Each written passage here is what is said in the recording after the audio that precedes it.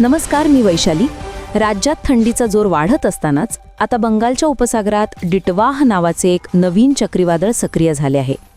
या चक्रीवादळाचा महाराष्ट्राच्या थंडीवर आणि पावसावर काय परिणाम होणार याचीच सविस्तर आणि अचूक माहिती आपण आज जाणून घेणार आहोत.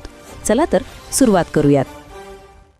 सध्याची सर्वात मोठी अपडेट म्हणजे चक्रीवादळ डिटवाह आता तमिळनाडूच्या किनारपट्टीच्या अगदी जवळ पोहोचले आहे, ज्यामुळे त्या भागात पावसाचा जोर वाढला आहे.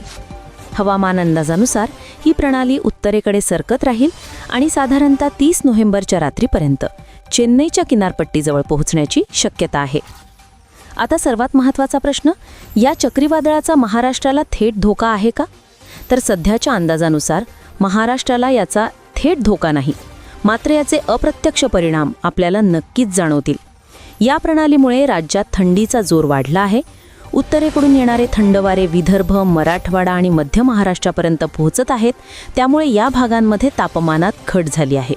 उद्याही विदर्भ, मराठवाडा आणि मध्य महाराष्ट्रातील बहुतांश भागांमध्ये थंडीचा जोर कायम राहील.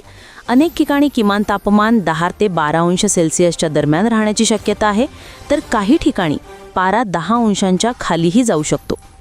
कोकणात थंडीचा विशेष प्रभाव नसला तरी किनारपट्टीपासून दूर असलेल्या भागांमध्ये थोडा गारवा जाणवेल.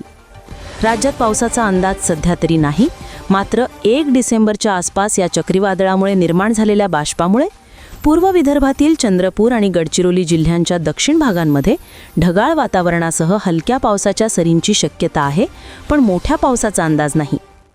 थोडक्यात सांगायचं तर चक्रीवादळ डिटवाहमुळे महाराष्ट्राला थेट धोका नाही, पण राज्यात थंडीचा जोर वाढलेला आहे आणि तो कायम राहील. या प्रणालीवर आम्ही सतत लक्ष ठेवून आहोत आणि त्याबद्दलचे सर्व अपडेट्स तुमच्यापर्यंत तात्काळ पोहोचवू. आणि हो, शेतकरी बांधवांनो, एक महत्त्वाची सूचना.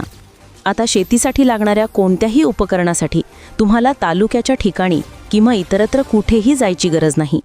सर्व प्रकारची शेती उत्पादने आणि उपकरणे आता थेट तुमच्या मोबाईलवर इंडिया मार्टवर उपलब्ध आहेत.